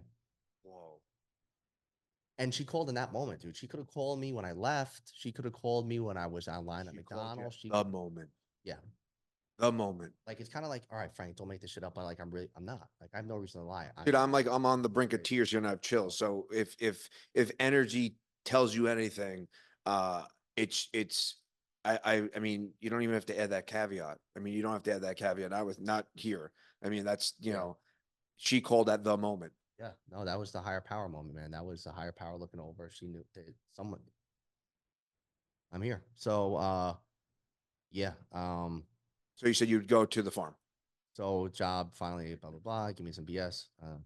They sent me to the drinking alcohol unit, and they were like, "You don't have a drinking problem. You have a psych problem." And I'm like, "Well, I'm drinking because I'm not facing my fears, but now my drinking is also making me worse." So in my head, I'm kind of like, I've been drinking for like 5 years to try to be like to fit in, right, when I have to fit in. They're like, and I'll never forget this, dude. 2019. We already had 2 officers lose their life to suicide. Don't don't do anything stupid. This is what the girl said to me at the. And 2019, 10 officers lost their life to suicide. 10. I'll never forget that. So I'm like, oh, I don't have a drinking problem. So what does that make me do? Right? There's a little excuse to drink more. So finally, okay, I go to High Watch. It took me like 2 weeks to come back. I'm there for another 6 weeks. Ends up being one of the most greatest experiences of my life. Started learning more about AA. All young, very involved in the start of like, no greater power, no greater power. Spirituality of yourself, basically. No man can get you to stop drinking. You need to tap into your spirituality of God. They're very big in God, but to help you get through this. Because Bill and Bob and they went over to talk to him, and they were doing back and forth like, you're one of the best in the world right now. Like, how do we cure alcoholism? And Carl Jung just basically said, that no man is going to be able to do it, that it's going to be a higher power that's going to be able to start it in some substance. So It's funny though, because people refer to alcoholism as like a demon, right? It's like a demon. And when you think of like what would defeat the demon, and you'd have to default to God, right? exactly, St. Michael, or it's like a generation curse. How do you break the curse, right? You whatever witch story, you got to do this, you got to slay this person, you got to cut your hand, you got to do this, right? So Um, yeah, I was in high watch for 6 weeks. Now I'm 215 pounds. I was never over 200 pounds in my life. So I was put on another medication, Trintellix. So I was on Trintellix and Effexor at the same time, and gaining a lot of water weight, eating a lot of carbohydrates, eating a lot more food. I'm 215 pounds. I'm looking at myself. I'm never over 200 pounds in my life. I was trying to get over 200 pounds. I could never make it, naturally. So I get out of the farm. I go back. It's now April of 2019, and I'm sober for a little bit, and I was sent to another unit on desk duty, and I'm like, great, everyone's gonna know what happened. And I was like, you know what? I'm just gonna tell the truth. I got nothing to hide. At that time, I didn't know how important that was for empowering my journey. And I was there for a few years, working at the Detective Bureau Bronx, being one of the best things that ever happened to me. So, but in the summer of 2019, I had a good idea, like any alcoholic would, to say, I'll only drink at the Yankee game or the Jersey Shore. Well, no one will know who I am. That didn't last very long. So finally, September of 2019, my girlfriend came back into my life, who was Christina. We're married today. Um, she heard I was trying to get sober, and I asked her to go to a wedding, and she said yes. I'm like, oh. So we were broken up for like 10 months at that time. So I'm like, all right, I'm not going to drink. I'm not going to drink. So beautiful reception out, beautiful ceremony outside. We go to the reception. I look to my right. Who it is? It's a waterfall Ciroc. Game over. So I'm drinking and I'm like, all right, be cool. I wake up the next morning, don't know how we got home. She's pissed. She had to drive my car home. Just embarrassing, like if you talk about as a man and a protector, I always talk about if you're drunk in your home and your family and like someone burglarizes your house and you're not able to try to at least protect them and something happens, I want to be able to live with myself. Or if we're walking around the streets in New York City, I'm half in the bag, someone robs us or something happens, I would never be able, I played it over in my head. I wouldn't be, it would be my fault. Mm. And I said, you know what? I'm gonna hit a meeting tonight. Like I'm done talking about it. Like I'm gonna hit a meeting. She's like, listen, you still have your job. I came back to your life. Your friends come back. Like I'm about to walk away. We're at a dog park, walking my dog. And that was one of the spiritual awakenings that we call in AA, like that I had. And I said, I'm going tonight. Like that's it. I'm done talking about it. Like I'm done. You're right. Why are you punishing yourself? She said. Mm. And it was like a pause for a long time. I said, you're right. So I had to also, I had this weak-minded, feel sorry for myself type of Frank. I had to bring back like that other part of like the fighting Frank, the football, the one more rep, the one more play, and not all like the Rocky stuff. So it was like the battling, and then like, you look in the mirror, like, oh great, 215 pounds. So then I had the physical side. So You got some fucking work to do. so I so I Yeah. so I hit a meeting, and that meeting turned into two, that turned into three, that turned into four, that turned into five, and going, back into therapy. And then I started to feel like good about myself for the first time in a while. I was like, damn, man, like, I kind of like this feeling. And then I started doing some research, um, because 10 officers lost their lives to suicide that year. And I was like to myself, holy fuck, like I was this close to being number 11. Who else was close to being 12 and 13? A lot of mental health research. 20% of everyday people suffer from trauma, anxiety, depression, increases 30% for first responders. 1 in 5 officers have suicidal ideation in a lifetime. Not a plan. Just like I hope I get into a shooting today at work, or if I drive my car home, I don't give a fuck. While you're active or retired. Average age of a cop at 57 to 65 years old. Like 238 officers lost their lives to suicide countrywide in 2019. Holy shit, this shit is real.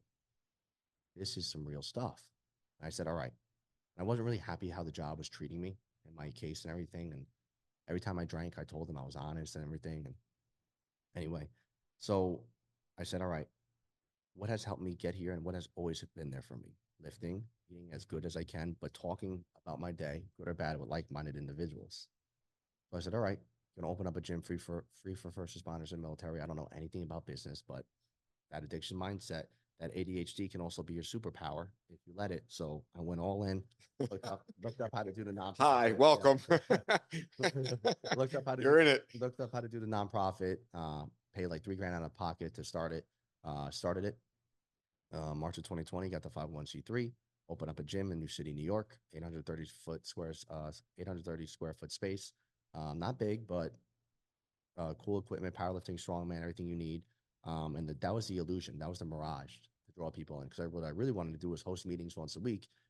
This is roll call without the bullshit, and you can meet other first responders in the area that also don't work maybe in the Bronx. Because I'm in the Bronx, I'm not going to feel comfortable talking about what I'm going through. But if I meet a firefighter in Westchester or someone else from Rockland, I can get coffee before and meet and talk like this. And we can help you find resources to get you help. So March of 2020, what else happened? COVID. The gym was open for 10 days, closed the doors for good. So here we go again. Here we go. All the reasons to go back to drinking. Back in the path, baby. Yep, That's it. here So we I'm go. 4 months sober at the time. So still very early in my recovery. So I'm like, all right, I can go left and say it was worth a shot and just do my own AA meetings. Test, right? Here comes, This is it. here, right. Here comes, you want to call it God, whatever you want to call it, but it's the moment of, you want this thing? Okay, let's see. Or you go right. Right. And this is when first responders need you the most, but this is when you need your recovery the most. And I went right. I went right. Took the L on the gym. We were able to raise like 10 grand. I started a GoFundMe, and a lot of people were donating like 10,000. We raised in like 2 weeks, and I was like, oh man, that gave me more confidence. Like people want this mission, they know about this mission, they care about it. Like, all right, maybe I'm like the chosen one here to share my story. Like, what do I got to lose? What are they gonna do? I already opened up. I told them everything about me. You know, I don't want to call myself a martyr, but I would be willing to share my story. And then I finally got to acceptance. Like, it's just a job, man. It's just a fucking job. So we went online, everybody else. But another pivotal moment, another test that made me really ignite the throttle for reps for responders was I don't know what you put in this coffee, man, but it's got me pumped up. But it got me a little burpy here. But I got a call in January 2020. It's supposed to be my final interview. If I'm going to keep my job or not. Like, I'm here. This is it. This is the last round. Like, never in a million years when you swear in to be a police officer, that you ever think that like you're ever going to face this to be like, am I going to get psyched off the job? And I get a phone call 2 hours before the final interview, and they're like, "We're sorry to tell you, but your doctor left the department." And I'm like, "Okay, what do you mean?" They're like, "Your doctor left the department." Maybe I was like in shock, right? I was like, "Okay, elaborate." She got a new job. We're sorry. It's a mistake on the higher up end. We'll call you in 2 weeks with a new doctor. I said, "Listen, I'm a really nice guy." I said, "I've done this for 14 months now." I said, "This is not right. We're sorry. It's a mistake up on the higher up end. We'll reach out to you in 2 weeks." What am I going to say? I said, "Okay." No one on the job reached out to me for 8 months. So I would walk into that Detective Borough Bronx like purgatory, like Rudolph's Misfits. They don't even know that I exist. I'm walking around here with no gun. I have a shield. Because after that whole epidemic with the suicide, they wanted to give cops that were going through a hard time their shield to still feel part of, Sure. you know. And it was, I was able to then joke around about my situation and joke and come to light with it. And saying they don't even know I exist and they're paying me. They have no idea. So that time gave me, desk duty gave me a lot more time to think more, research more, and really start to plan rep for responders more. So it was a blessing in disguise that I got pushed back. So finally, after that 8 months, I get a call from the doctor who goes, "Oh, the COVID and everything going on, I'm sorry. We had the wrong number." And it's like, give me a break. You can call my command, and reach out to me. It really was just upsetting. It's sick. It's disgusting. So I'm like, not only my case, but what about all the other cases that they had? What's going on? I know COVID's happening, but 8 months, if I did something, then my family would have had a huge lawsuit. So I was like, reps, I said, we need this. We need to do better. We need to do way fucking better. Because I know there's a lot of good guys out there that are struggling, but won't come forward because of that reason. And we started the Responder Talk meeting. Now I'm going to get into the program. Responder Talk meeting every Sunday night via Zoom. We've had check-in from 26 different countries, 26 different states, 3 different countries. First responders from all over. Now checking in with NYPD guys, with California, Florida, Delaware. Topic meeting, speaker meeting. Would love to have you to be a speaker one night. From your everyday cop to Dr. Christopher Palmer. Big shout out to him for his book Brain Energy. We've had Navy SEALs, we've had NFL players, we've had top nutritionists, doctors come, and then we'll have an open meeting or a topic meeting. We do that every Sunday night from 7 to 8. That was instead of doing the in-person space I was talking about, now we're doing that online. We have an addiction and trauma specialist who sits on like 99% of the calls. It's been fantastic. I mean, I flew a guy, Chris, Texas Ranger from Texas to my wedding. He was at my wedding. That's amazing. Never met him, but through Responder Talk and the relationship we were able to build. So that's our mental health side. I'm a recovery coach now. We have used the addiction and trauma specialist for 12-week meditation and coping skills. Well, they'll go for a session once a week for 12 sessions, and we pay for that. So what we raise now, we raise money for things like that. We raise money for the gym sponsorships. Enzo Gracie Rockland Jiu-Jitsu will pay for the first 4 months. We have Iron Fist Athletics, a Varsity House, American Made Performance, all these different gyms in Rockland. We've done Overdrive Fitness, all these different gyms in Rockland County where we pay for the first responders' first 3 to 4 months of their gym membership. And of course, they have to meet certain criteria. Yeah. Nutritionist and health coach, Danny Toshi, who's actually in Westchester. My wife now is a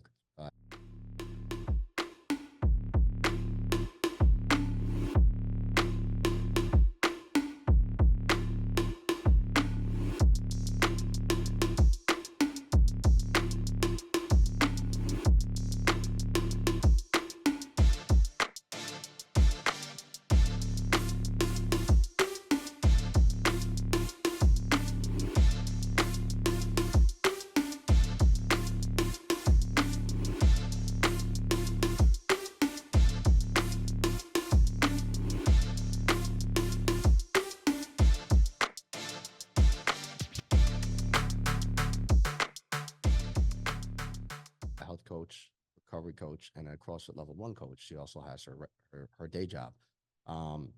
We wrote a book on Amazon, Rest for Responders, Building Resiliency, Conquering the Job. I did a podcast with Jason Lacayo Inside the Labyrinth, where we interview people like Eddie Cohen, Brian Shaw, Navy SEALs, all these people from all over different walks of life to say, hey, we don't want to talk about your lifting experience. We want to talk about who you were in high school and how did you get to where you are now, going through their labyrinth.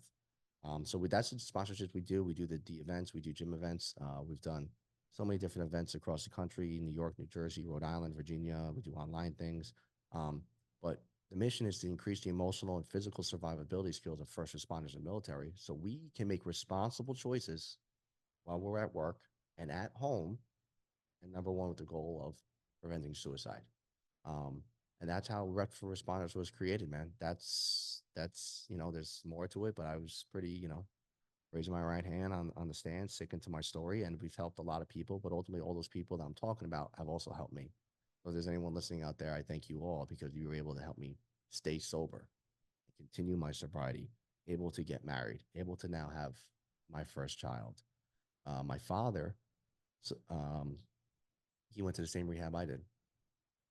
I went February 2019. He went November 2019. He was addicted to booze and pills. He's been sober ever since. So it's weird to say your father following your son's footsteps. So they talk about breaking the bloodline, right? Because his father, my grandfather, Frank II, died in ShopRite from a heart attack at 65 in 92. I never met him. I was born in 92. Big smoker and boozer. His father passed away on the USS Dorchester, got nailed by a German submarine in World War II. But I'm probably sure that he was a big boozer. My uncle, my dad's brother, so my dad's brother is at DNY. He retired because of 9/11. Their other brother, Uncle James, I was talking about, rest in peace. He took his own life to this disease. He fucking killed himself. And I took him to meetings and stuff, and bipolar. So you're talking about that genetic, the family history, right? And it was a brutal scene. I left work, I went there, and the way he did it was a very violent act. Great guy, tough guy, but he just couldn't get out of the labyrinth. And when I was talking, the emotional stunt of what booze can do to you, um, is real. It's powerful. So yeah, he did that at God moment. Uh, my dad was going to, so he was still at the house where they all grew up in, living with my grandma, who's upstairs. And he goes to knock on the garage to say, James, Jimmy. Oh, that's like a picture of Jimmy. We gotta get you to a rehab. I shit you not, man. We gotta make a plan here because we're trying to figure out because he didn't have insurance and he was doing whatever he had. We got to get him somewhere. And he did a few stints like at a hospital, but like it was time to COVID didn't make it. Yeah. He For was a able lot to of put people, like yeah. 3 4 months together sobriety. I was like, oh, this is great. And then so my dad fucking opens up his garage where he grew up, man. All the brothers together, his whole family, and there's James, slit his fucking throat with a knife, like an animal. That's how much anger he had, man. And with a note in the living room saying, "Dear Frank and Greg, I love you guys. I'm sorry. This was not your fault. I just couldn't do it anymore. Take care of mom for me." And then I got the call. I was like, "Was it?" And then I went there, and then we cleaned up the scene because we didn't want to tell my grandma to have people come and clean up that that happened. He had a bad heart, and his heart was getting better. So the doctor kind of, oh, your heart's getting better. So in his head, he can drink again. Like only 30% of his heart was working. Um, so yeah, then my grandma ended up passing away a month and a half later upstairs. My other uncle went on Father's Day to pick her up and found her on the floor, had a heart attack. I think a broken heart. So a lot of good things has happened, but also like loss, right? So shit like that is like that shit's tough, man. Even just talking about that right now, I don't really share that much. That was tough, but my recovery, breath first responders, was able to get me through that shit sober, dude. Like here I am, like sorry for being so graphic, but like here I am cleaning up the car and everything, and my own uncle. And I think being a cop definitely helped. Yeah, To me, it's like calcifies you. Yeah. my body went into defense mode, like go to work, like all right, just another crime, like just another scene. Yeah. And like I don't really think about it. It's there. Our computer, our mind is that save as every memory, every conversation we have. It's always in here, and our body, different parts of us, put it in different folders. Sometimes we can tap into it, but sometimes that file, right, just the pop up just happens. So that was really tough on our family. My dad stayed sober through that. It was definitely tough during that time too. My brother had thyroid cancer and he had seizures and all that. So like all that stuff though was unexpected, like we're talking about, right? You know what I mean? So it's like you need to start your recovery journey now because you need to start training for the shit that's gonna happen. And it is gonna happen in your personal life and on this job. And you have to be ready for it, man, because your life depends on it. Your coworkers, your family depends on it, man. Um, and it's not easy. I still struggle every single day. I don't want to say every day, but there's still times where That's okay. Every day. It's yeah, it's it's it's yeah, uh yeah, it's it is. it's It it's is an every day. awareness. I Yeah. have to fight every day not to pick up a drink. I don't give a shit about tomorrow. I don't give a shit about yesterday in regards to drinking. I care about right now that I made it through almost another day. I don't even count days anymore, because it's just so ingrained.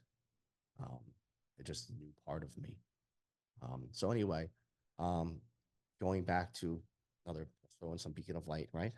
I end up getting a phone call from NYPD Health and Wellness in like 2022. They're like, hey, we see what you're doing at Rec for Responders. You want to come to our unit? So I get an interview, freshly interviewed. So now I'm at Health and Wellness by the World Trade Center. I'm going in with like you know, like a Manhattan guy, Yeah. right? Nice clothes. So now I'm a cop. I'm still going through what I'm going through, restricted, but I'm getting paid to help other cops with this, what we're talking about right now: sobriety, recovery, fitness, mindset, sharing my story. And I did that for all of 2022. I'm like, this is great. And then finally, November 2022, I get that finally everything 4 years. I was helping guys, dude, with domestics, DWs. They were getting their stuff back before me. You And weren't now meant to I'm at get it. 2 3 years. Yeah. So and that I say that because that was very frustrating to me, but also it was like it wasn't my time yet. Yeah. and it helped me help other, it got me to where I was at. And when I got Misty, I call her Misty, my gun. When I got Misty back within 2 weeks, so the plan was to keep me there. Within 2 weeks, they sent me back to the 42nd precinct.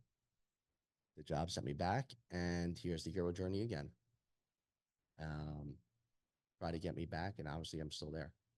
So talk about some pain and some sense of loss and like distrust, and the job just saying things, and you know but at the end of the day, I got to control what I can control, and I'm not gonna all the hard work I put in to get so upset that it starts a cycle again.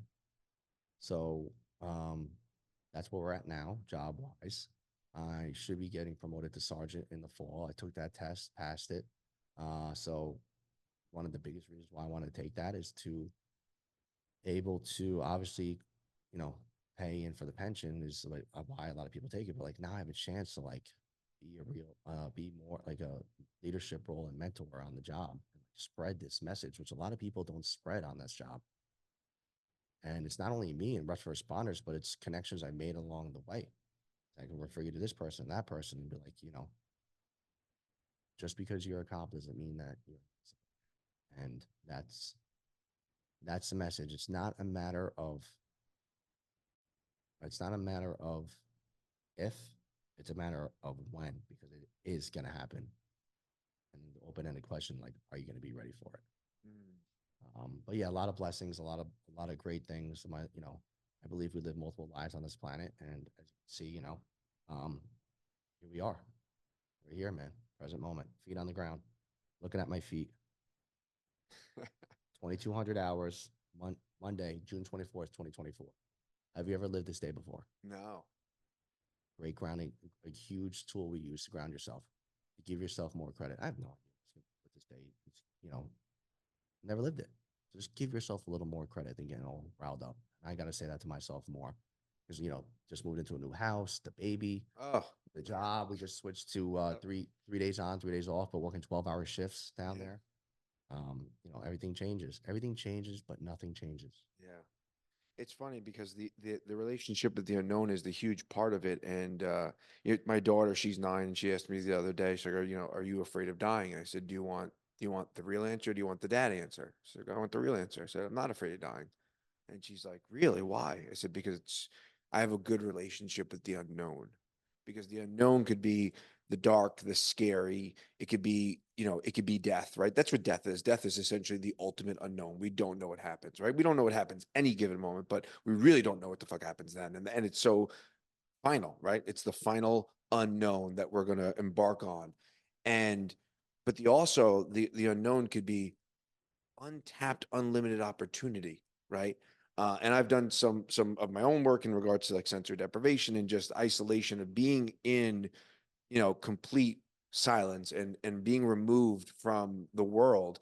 And from my experiences in that regard, the unknown is peace, right? That's what if what I've experienced in my life is knocking on death's door or on the other side of all that, it's nothing to be afraid of, right? And I think that with guys, and I don't know, but with people who are so at their wits end with life, and it's so easy to get so overwhelmed and just beaten down by life. It's so easy to. Um, it's the unknown. It's almost like this, I think Ram Dass said it's like, death is untying a tight shoe. It's removing a tight shoe. And for guys who are so wound up and caught up and don't know where to go and just looking around and you're in this just ping pong ball, it seems like it's just a viable option of just be like exit stage left, And unfortunately, I think that in those moments of being so caught up in it, you don't realize the finality of that, right? That it's a real thing. Like you're really removing yourself from it. But I think leading up to those moments, people are just so beaten down and so bogged down, and to live any version of life, it's there has to be this empathy of like, man, you could be the Minotaur in the labyrinth. You can be Vader. You can get yourself to the brink of being like, fuck this. you know, and if you don't have empathy for that and having all the experiences that you've had, it puts you in such an amazing position to be that guy for those guys and gals who are in that moment of saying like, fuck this, you know, and it's easy to succumb to that. Yeah. And it's happened to, someone right now that needs to be that hopefully, needs to hear this. But I'm also a firm believer like our time is always gonna come. But I'm a firm believer of like I kind of tell myself like I'm not done yet. Like I still have a lot more work that I want to do and that I have to do. So And you get to do. and that yes. And regards to like my time is not done tomorrow. I don't think of like when am I gonna I'm like there's so much more to do. So and I'm gonna do the best that I can to get there. And there's gonna be things that I'm gonna do that I had no idea existed. Mm, that's the Doors unknown, will open. right? That's that unknown. Those doors will open, but right they're right here. A lot of us the door is right there. It's just either one, we don't want to open the knob, or two, we we have our eyes closed when we're looking for that door. But I feel like if you could just tell yourself, like, if you're on that brink, or like, you know what, fuck it. So, you tell yourself every day, like, I still have so much more I want to do, so many more people I want to help, so much more I want to see. I firmly believe that'll give your spirit, your mind, like a little more extra and just keep moving forward. Yeah.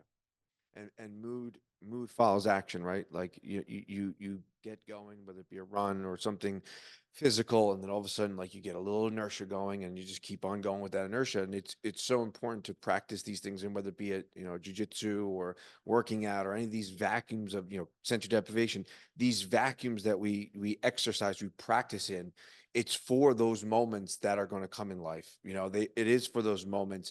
And it's, if you're able to give yourself the empathy, but realize that, like you said earlier, like find that spark within you that can dig a little bit deeper, that just goes a little bit further. If you could tap into that version of yourself and really alchemize the Vader in you, alchemize that energy that's inside of you and use that for good, right? It's going to show up, it's going to tap you on the shoulder, but if you could take that and alchemize it and use it for the good, then that's really where the power is. It's going to show up because it's there. It's within you. You just have to be alchemist. You have to create your own, little potion or whatever you want to call it. And it takes time. Yeah, it takes time and experience, and ultimately, I think it takes self love. It takes love, and I know a big part of AA is giving yourself up to this higher power, and whether that be God, the source, universe, the force, whatever you want to call it, allowing yourself to just take a deep breath and just breathe and just be there and allow it to, again, follow that golden thread and allow it to guide you to wherever it's going to guide you, but have faith in that. It's in every living creature, man. Yeah. Um, Dude, thank you so much for coming on. This was so awesome. I never go into any of these things with a real, I let them unfold as they're going to be. One last thing I want to know, what is something that you would tell your younger self that you now, what wisdom would you bestow on that version of you that was 23 coming out of college, cop? Like what would you tell yourself?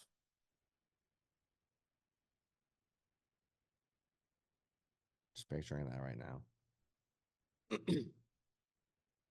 I would tell myself that you have the tools that you have because of what you went through. You don't have to try to steal anybody else's tools that are not yours. And you don't need to prove your worth to anybody else except yourself. And then make sure that you believe in yourself and that you're honest with yourself and that you do not need alcohol. You don't need the story that you're going to tell yourself the next 5 years, that it's part of the family, that it's what we do, and it makes you feel like somebody else when the true self is there the single time. Um, I think that's what I would tell my, and have faith in yourself, because you have a mission, and that you are going to help a lot more people and have a huge impact on people's life, more than that you'll ever know. And that, we need you here, and I need you here. Mm. That's awesome, man. Thank you for sharing that. If people wanted to connect with you, if they want to find out more about reps, where can they go? Reps for responders at gmail.com, or on Instagram, reps_for_responders, repsforresponders.org. New websites up. Mainly we have Instagram, Facebook. Mostly everything is going to our Instagram, LinkedIn and stuff. But yeah, reps for responders on Instagram would be the way. Awesome. And we've been trying to put this together for a while now, and it's amazing how it couldn't have happened in, any other way other than in this Yeah, moment. thanks for So having me on, man. It was a great conversation. It was a great way to share my story with the twist. And I know that you're into the I don't want to say that you get it, but you're into the same type of philosophies, and how we look at life, and getting to where you're at now, and about the present moment. I mean, look around. So definitely had a lot of fun, and I appreciate it, man. Thanks for letting me stay sober today. dude, thank you. Appreciate it. Absolutely. Yeah.